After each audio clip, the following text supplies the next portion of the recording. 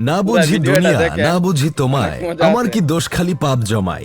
দেখতে দেখতে 2024 সালও শেষ হয়ে গেল, আর এই 24 সালে আমরা কম বেশি সবাই নিজেদের আমল নামায় পাপ জমিয়েছি। কিন্তু কিছু আল্ট্রা মডার্ন পবিত্র পাপী আছে যারা এই 24 সালে নিজের আমল নামায় পাপ জমানোর সাথে সাথে ভাইরাল হয়েছে। চলেন দেখে নেই 2024 সালে সেসব পবিত্র পাপীদের।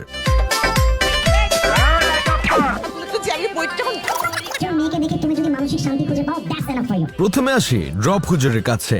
উনি দেখতে মানুষের মতো হলেও আদতে উনি সর্বগুণে গুণান্বিত উচ্চ বংশ মর্যাদা সম্পূর্ণ ব্ল্যাক বেঙ্গল ছাগল। উনি প্রেম প্রীতি ভালোবাসা নিয়ে পিএইচডি করেছেন উগান্ডা থেকে, সিনেমা নিয়ে ডক্টরেট করেছেন আফ্রিকা জঙ্গল থেকে, আর চাপাবাজি ও ধাপ্পাবাজিতে এলএলবি করেছেন হুলুলুলু থেকে। মুখে দাড়ি আর মাথায় টুপি দেখে যে কেউ মনে করবে উনি একজন আলেম, সহজ সরল মানুষ। কিন্তু না রে ভাই, উনি পুরো দমে জালেম। 2024 সালে ভাইরাল হুজুরদের মধ্যে উনি এক নম্বরে ছিল।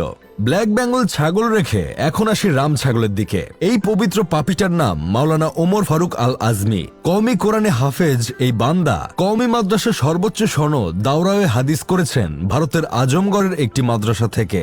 সেখান থেকে দেশে ফিরে এসে ইমামতি করেছেন 5 বছর, আর বিভিন্ন ইসলামী মাহফিলে ওয়াজ করেছেন 8 বছর। 2024 সালে হঠাৎ তার মাথা নষ্ট হয়ে যায়। সে ইমামতি বাদ দিয়ে সিনেমার নায়ক হতে চায়। দাড়ি ছোট করে ফেলে, মাথার চুল গু কালার করে রাস্তাঘাটে টিকটক করা শুরু করে দেয়। পরে অবশ্য আমরা সত্যিটা জানি, সে ভাইরাল হবার জন্যই আলেম থেকে জালেম হয়েছিল।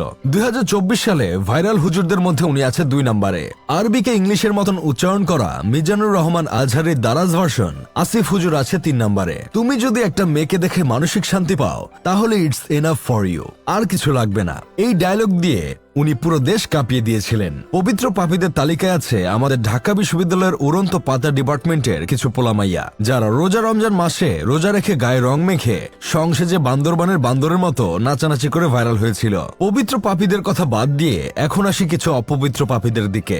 2024 সালের অপবিত্র পাপীদের মধ্যে প্রথমেই আসে স্বনামধন্য বিশ্ববিখ্যাত টুটমার্নি ডাক্তার মুনিয়ার কথা। উনি ঢাকা মেডিকেলের আনাচে কানাচে টিকটক ভিডিও বানাতেন আর রোগীদের সেবা দিয়ে মোবাইল চুরি করতেন। এই টুটমারানি নিজেকে এমবিবিএস ডাক্তার দাবি করত ঠিকই, কিন্তু এমবিবিএস এর ফুল মিনিং জানতো না আইসিইউ এবং ওটি এর মিনিং। 2024 সালে ভুয়া ডাক্তার হিসেবে সবচেয়ে বেশি ভাইরাল হয় এই অপবিত্র পাপীটি। ভাইরাল হবার পর এখন সে মডেল। আরো একজন আছে যিনি ভাইরাল হবার পর এখন হয়ে গেছেন কুখ্যাত মডেল। নম্র ভদ্র সাহসী মহিয়সী নারীটি সেনাবাহিনীর ক্যাপ্টেনের দিকে আঙ্গুল দেখিয়ে wait it's my turn now বলে পুরো দেশে ভাইরাল হয়েছিলেন আরো কিছু মহিয়সী নারী, যারা ট্রাফিক কন্ট্রোলের নামে শাড়ি পরে মুখে কেজি খানিক ময়দা মেখে রাস্তায় সার্কাস দেখিয়েছিল। 2024 সালে ভাইরাল হয়েছিল বেশি এনার্জিযুক্ত উত্তেজিত কাকু চোরামানিক, যিনি আরেকজন ধৈর্যশীল ভাইরাল রমণী দীপ্তি চৌধুরীকে দেখে শুধু শুধু উত্তেজিত হয়ে যেতেন আর বারবার বলতেন, আপনি আমায় উত্তেজিত করছেন। উত্তেজিত কাকুর ফিমেল ভার্সন হলো বেশি এনার্জিযুক্ত উত্তেজিত এই নারী। উনি এতটাই উত্তেজিত হয়ে যান যে উনি মিডিয়ায় বলেছিলেন, ছেলেরা যদি 4টা বিয়ে করতে পারে তাহলে মেয়েরাও 4টা বিয়ে করতে পারবে, কারণ মেয়েদের এনার্জি অলওয়েজ ছেলেদের চেয়ে বেশি থাকে। এই উত্তেজিত নারীর কথা না হয় মানলাম, মেয়েরা 4টা বিয়ে করতে পারবে।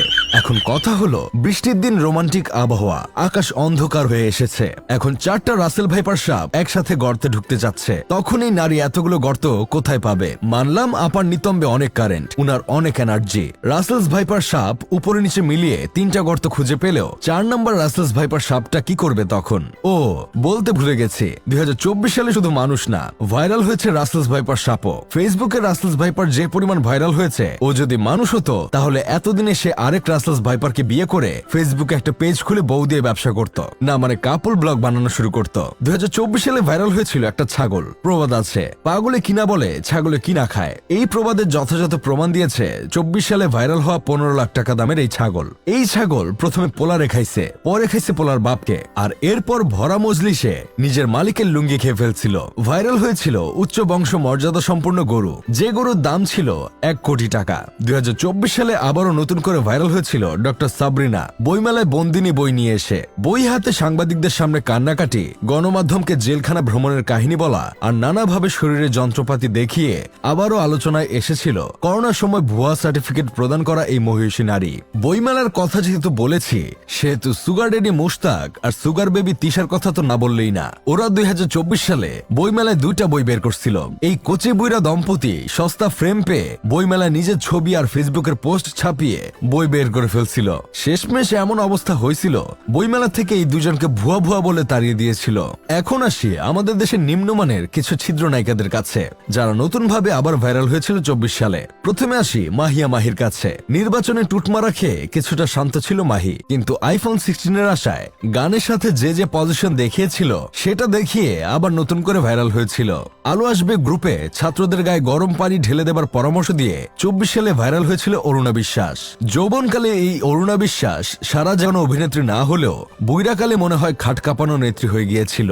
তাছাড়া আরেকজন ছিদ্রনায়িকা আসনা হাবিব ভাবনা, উনি নারী না, উনি হলেন ভাড়ায় চালিত গাড়ি। টাকা দিলে যে কেউ এই গাড়ি চালাতে পারবে। এই ছিদ্রনায়িকা আবু সাইদের ছবি এঁকে ভেবেছিল সিম্প্যাথি পাবে, কিন্তু পাবলিক তার আসল চেহারা দেখে সাবান বাদেই ধুয়ে দিয়েছিল। ছোট পর্দায় নাটক করে হলিউড ইন্ডাস্ট্রিকে পেছনে ফেলতে চাও নায়িকা জাতির প্রাক্তন ক্রাশ মেহজাবিন চৌধুরী তার নতুন সিনেমার পোস্টার লাগাতে গিয়ে 2024 সালে ভাইরাল হয়েছিল ছোট পর্দার অভিনেত্রী সাদিয়া আয়মান তার মেদযুক্ত চর্বিবিহীন পেট দেখিয়ে আর নিম্নমানের প্রমোশনের জন্য। বছরের শেষে এসে সাফা কবির, মুমতাহিনা চৌধুরী টয়া, তানজিন তিশা ওরাও ভাইরাল হয়েছিল দুষ্ট জিনিস কেনার জন্য। ছোট পর্দার নায়িকাদের কথা বললাম, এখন বলি ছোট পর্দার নায়ক জোভানের কথা। জোভান তার পুরো ক্যারিয়ার জীবনে যতগুলো গালি খাইছে তার চেয়ে বেশি গালি খেয়েছে এক রূপান্তর নাটক করে। এই নাটকে জোভান শরীফ থেকে শরীফা হয়ে যায়। তেমনি এই 2024 সালে শরীফ থেকে শরীফা হয়ে যাওয়ার গল্প বই থেকে ছিঁড়ে ফেলে আমার চোখে হিরো হয়ে যান আসিফ মাহতাব স্যার। 2024 সালে ভাতের হোটেলের জন্য ভাইরাল হয়েছিলেন হাউন আঙ্কেল, কিন্তু তার চেয়েও বেশি ভাইরাল হয়েছিল উনার পুটি সাইজের টুনটুনি দেখিয়ে। আর আরেকজন টুনটুনি হারিয়ে ভাইরাল হয়েছিল। এই 2024 সালে অনেক মানবতার ফেরিওয়ালার আসল চেহারা সামনে চলে এসেছিল। এর মধ্যে অন্যতম হলো ফারাজ করিম। ছাত্র আন্দোলনের সময় উনি উনার মাকে লাইভে এনে যে অভিনয়টা না করলেন, এটা দেখে যে কেউ বলতে বাধ্য হবে কিসের কিলিয়ান মার্ফি আর কিসের লিওনার্দো ডিক্যাপ্রিও। এদের অভিনয় আমাদের মানবতার ফেরিওয়ালা ফারাজ করিমের অভিনয়ের ধারে কাছে নাই। আরেক মানবতার ফেরিওয়ালা তৌহিদ আফ্রিদির কথা যত কম বলবো তত ভালো। সে তো ন্যাশনাল না, ইন্টারন্যাশনাল দালাল। সে যে কত বড় মাদার প্লাস্টিক সেটা বাংলাদেশের মানুষ এই 24 সালে রগে রগে চিনতে পেরেছে। দালালের কথা যেহেতু বললাম, সেহেতু সুলাইমান সুখনের কথা না বললেই না। তৌহিদ আফ্রিদি যে স্কুলে দালালি শিখেছে সেই স্কুলের হেডমাস্টার ছিল সুলাইমান সুখন। দালালিতে যদি কাউকে অস্কার দেওয়া হতো তাহলে নিঃসন্দেহে সুলাইমান সুখন ডজন খানিক অস্কার জিতে যেত। আপনারা এখন অনেকেই ভাবছেন আমি সবার কথা বলছি, কিন্তু আফসোস লীগের কোনো নেতাকর্মী কিংবা ঘেউ ঘেউ লীগের কারো কথা কেন বলছি না। দেখেন ভাই, এই আফসোস লীগ আর ঘেউ ঘেউ লীগ নিয়ে সেই জুলাই থেকে কম করে হলো 50টা ভিডিও বানিয়েছি। আমার বাঁশবাগানে যত পরিপক্ক আইক্যওয়ালা বাঁশ ছিল সব শেখ হাসিনা আর রেখে যাওয়া ওর এতিম বাহিনীকে দিয়ে শেষ করে ফেলেছি। এখন যে বাঁশগুলো আছে সেগুলো আরেকটু পরিপক্ক হোক, তারপর আবার দিব। যাই হোক, শেষমেশ আমি গোলাম হোসেন একটা কাজের কথা কই। 2024 সালে সবচেয়ে বড় ভাইরাল ঘটনা হলো 15 বছর পর স্বৈরাচার শাসকের হাত থেকে মুক্তি পাওয়া। এই নতুন স্বাধীনতা পেতে আমাদের কি কি আত্মত্যাগ করতে হয়েছে, দেশ স্বাধীন হবার পর আমরা কি পেয়েছি, সেটা নিয়ে পার্ট 2 ভিডিও বানাবো। আশা করছি আপনাদের পাশে পাবো।